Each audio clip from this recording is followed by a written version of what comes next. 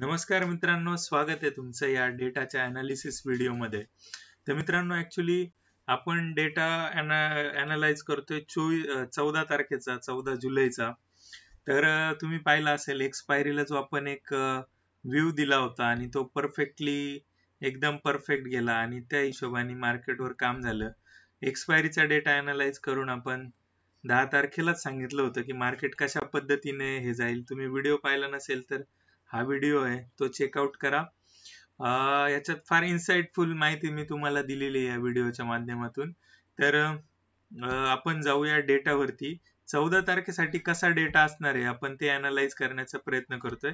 तर या ठिकाणी तुम्ही बघू शकत असाल, हा जो डेटा आहे 14 तारखेसाठीचा, जो 11 तारखेला काय डेव्हलप झाला, काय डेव्हलपमेंट होत्या, तो आपल्याला अनालाइज करायचा आहे. तुम्ही बघू शकत असाल, हे रिटेल क्लायंटच्या पोझिशन्स आहेत. फ्युचर मध्ये जे आहे रिटेल क्लायंट पॉझिटिव्ह आहे. ऑलमोस्ट 65 लाखाच्या पोझिशन्स त्याच्या लॉंग आहेत नेट टू नेट. कॉल जे आहेत ते लॉंग आहेत. कॉल शॉर्ट्स आहेत ते पण मेजरली लॉंग आहे. ऑलमोस्ट बराबरीच्या त्या कॉल आणि लॉंग आणि शॉर्टच्या पोझिशन आहे. आणि पुट जे शॉर्ट आहे त्या मेजर आहे त्या ठिकाणी. मित्रांनो, हे थोडं कन्सर्निंग आहे की 6,57,000च्या पुट लॉंगच्या बदल्यात पुट जे शॉर्ट्स आहेत ना ते आपल्याला त्या ठिकाणी फार मेजर आहे. तर मित्रांनो, ह्या जर पुट शॉर्ट्स यांनी केले तर पुट लॉंग कोणी केले, तर हे नक्कीच केले असणार आहेत एफआयज आणि प्रोनी. तर तुम्ही बघू शकत असाल, या ठिकाणी पुट लॉंग जे आहेत ते एफआयचे आहेत ते 4,48,000 कम्पेअर टू जे पुट शॉर्ट्स आहेत 2,73,000च्या. तसंच या ठिकाणी प्रोच्या ज्या पोझिशन्स आहेत 8,99,000च्या त्याच्या कम्पेअर टू इथे 6,98,000च्या. म्हणजे हे पण net to net 2 lakh short करून बसलेले आहेत पुट साइडला, म्हणजे डायरेक्शनल लॉंग केलेले आहेत पुट. ठीक आहे, व्ह्यू आहे निगेटिव्ह. ठीक आहे, तर अशा पद्धतीने ह्या प्रो आणि रिटेलरचा जो डेटा आहे तो कॉन्ट्राडिक्टरी आहे. यांनी लॉंग केलंय तर यांनी शॉर्ट केलेलं आहे मार्केट. तर ओव्हरऑल जो डेटा आहे तो निगेटिव्ह आहे.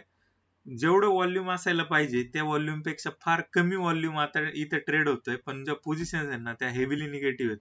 हे 2,70,000चे निगेटिव्ह, हे 1,83,000चे डायरेक्शनल निगेटिव्ह. पुट बाय म्हणजे फार कन्सर्निंग आहे मित्रांनो. आणि इकडे हे भाऊ आपले 4 लाख लॉंग झालेत. तर असं कुठलं यांना साक्षात्कार झालाय की आता मार्केट वर जाईल आणि इथं आपल्याला सपोर्ट मिळेल आणि इथं आपला हा जो सपोर्ट आहे हा कामाला येईल. तर मित्रांनो, कुठलाही सपोर्ट शोधण्याच्या भानगडीत पडू नका. हा कुठलाही सपोर्ट इथं काही कामाला येणार नाहीये.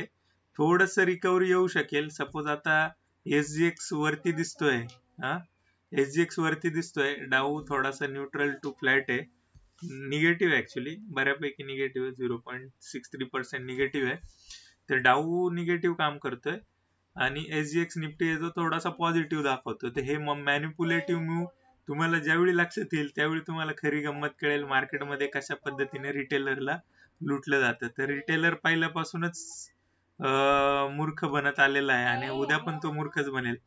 यांच्या फोर्स पुढे रिटेलरचा फोर्स खूप जास्त आहे, खूप जास्त आहे. 23 लाखाच्या ज्या पोझिशन्स आहेत तिथे आहेत. ठीक आहे, 23 लाख नॉट अ जोक. 10 लाखाच्या ज्या शॉर्ट पोझिशन्स आहेत या दोघांचे मिळून 10 लाख आहेत. हे फार छोटे आहेत कम्पेअर टू रिटेलर.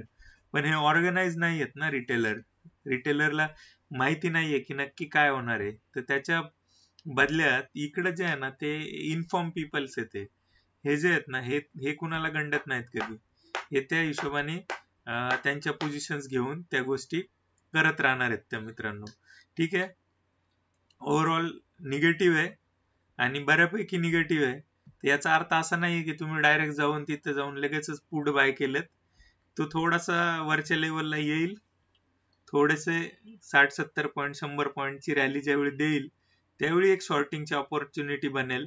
साधारण 25,200च्या आसपास तुम्ही सेल करण्याचा प्रयत्न करा. अजून 50-60 पॉईंट वरती 250ला अजून एखादा लॉट ऍड करू शकता आणि मोठा मूव राईड करू शकता. 25,000 तोडायला इन पुढच्या नेक्स्ट 2-3 दिवसामध्ये काही हरकत नाही, अजिबात त्यामध्ये शंका नाही. सपोर्ट शोधायला जाऊ नका आणि इथून काही वेगळी ऑपॉर्च्युनिटी अप साईडला मिळते का हे शोधायला जाऊ नका. त्याला वेळ आहे अजून. डायरेक्शन थोडीशी क्लिअर होऊ द्या आणि चांगले पॉझिटिव्ह होऊ द्या. भले थोडासा वरच्या लेवलला घ्यायला तरी लागला तरी काही हरकत नाही, पण आपल्याला ह्यामध्ये फसायचं नाही मित्रांनो. आय होप तुम्हाला हा डेटा हेल्पफुल होत असेल, आणि हेल्पफुल होत असेल तर नक्की अप्रिशिएट करा. आणि जे आपले मित्र आहेत जवळचे जे आहेत त्यांना हे समजावून सांगा की ह्या कॅन्डल स्टिक आणि ह्या दुनियादारीवर मार्केट नाहीये भावांनो. हे तुम्हाला लुटण्यासाठीच आहे. हे सपोर्ट रेजिस्टन्स हे सगळे तुम्हाला गंडवण्यासाठीच आहे.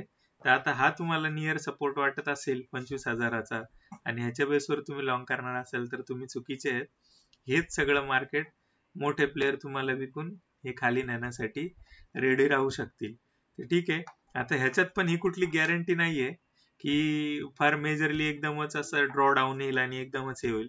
एखादी काही पॉझिटिव्ह न्यूज आली तर त्यामध्ये मी पण काय करणार आहे, किंवा एखादा मोठा बिग प्लेअर पण काय करणार आहे. पण जर एवढ्या कन्सर्निंग पोझिशन घेत असेल तर आपण अपोजिट काम का करायचंय, हा माझा तुम्हाला प्रश्न आहे. तर निगेटिव्ह आहे. वरच्या लेवलला गेल्यानंतर 100% शॉर्टिंगची ऑपॉर्च्युनिटी आहे. तर त्या हिशोबाने प्लॅन करा. तुम्ही एक गोष्ट करू शकता. मार्केटला अजून 2च दिवस झालेत. 25,400च्या आसपासचे जे कॉल आहेत ना ते विकू शकता. डायरेक्शनल शॉर्ट करा. 25,400चा कॉल विका. 25,500-600चा तिकडे कॉल बाय करा.